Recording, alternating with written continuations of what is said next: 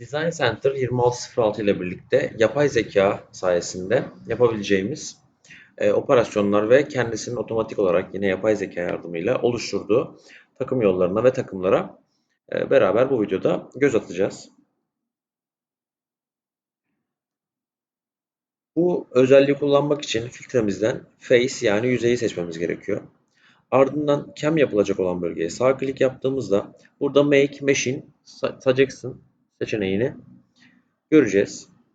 Kendisi otomatik olarak sağ altta gördüğünüz gibi oluşturmaya başlıyor ve şu anda bize önerilerde bulunacak. Gördüğünüz gibi bize önerilerde bulunmuş oldu. Yapacağı işlem Florenwall ve bir takım oluşturdu.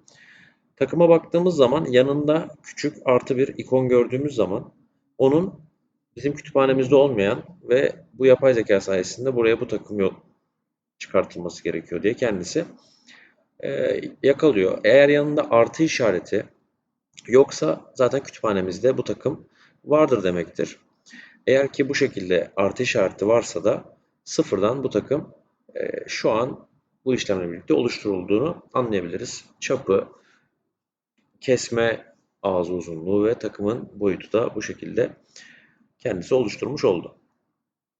Hemen sağ yukarıdaki tike aktif hale getirerek işlemimizi çalıştırabiliriz.